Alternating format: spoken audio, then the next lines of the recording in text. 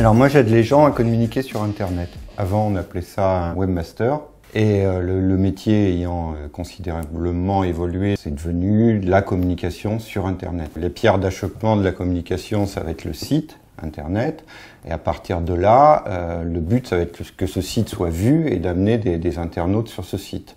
Donc on va passer par les réseaux sociaux, Facebook évidemment, mais aussi d'autres réseaux sociaux moins connus comme Instagram ou LinkedIn. Alors, faut savoir, Internet, c'est un immense laboratoire en fait. Donc, c'est vrai qu'il y a des choses qui émergent en permanence. Donc, faut faire de la veille tout le temps. Faut suivre en permanence ce qui se passe. Faut se remettre. Ça, c'est passionnant. On peut jamais considérer qu'on a un acquis parce que l'acquis qu'on a, il peut être remis en question le mois d'après parce que il y a quelque chose de nouveau qui va émerger. C'est vrai qu'il y a un ou deux réseaux, quasiment, même peut-être plus, qui sortent tous les mois.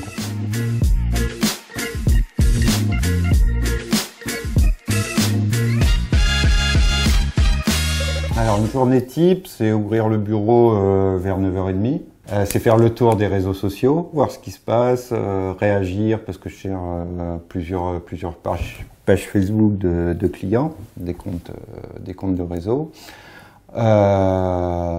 Trier les mails, donc déjà ça c'est comme beaucoup d'entreprises, mais ça peut prendre pas mal de temps. Trier, répondre les mails.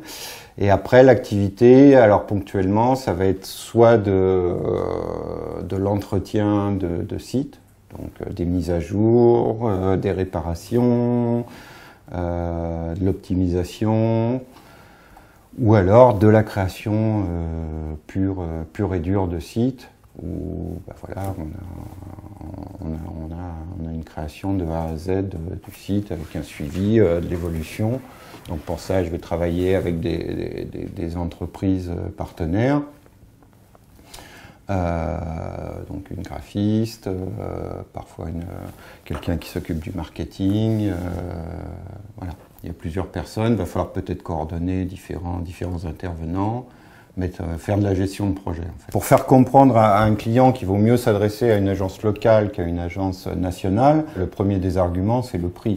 Les agences nationales de communication ne sont pas du tout dans le même ordre de prix que ce que pratiquait une petite structure comme la mienne. Et ensuite, c'est la connaissance du tissu local, quoi. Surtout au Pays Basque, où voilà, il y a une identité, il y a un particularisme. Qui fait que ça n'a rien à voir. Enfin, moi, j'ai travaillé dans beaucoup d'endroits en France et même sur Paris. Voilà, il y a une manière unique de travailler ici, qui est beaucoup plus conviviale, qui est... voilà, ici, dans le bureau, il y a un bar où les clients vont venir prendre l'apéro, parfois le soir. Voilà, donc ça, il n'y a aucune agence parisienne qui pourra se comprendre des choses comme ça.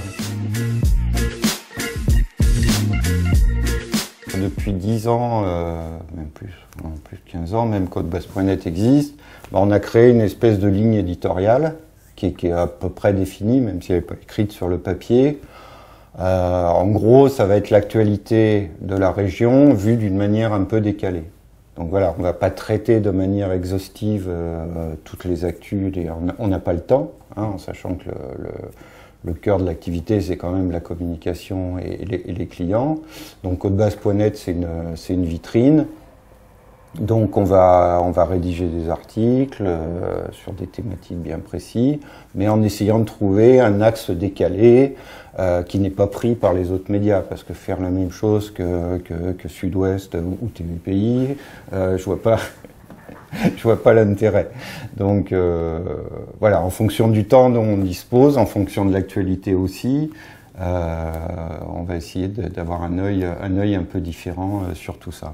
C'est vital d'exister dans des événements professionnels parce que la vie sur Internet, elle a forcément un prolongement dans la vie réelle et on peut pas compartimenter la vie Internet et la vie réelle, quoi. Il doit y avoir forcément un lien entre les deux, que ce soit une inauguration de boutique, un vernissage d'une galerie d'art ou un événement sportif.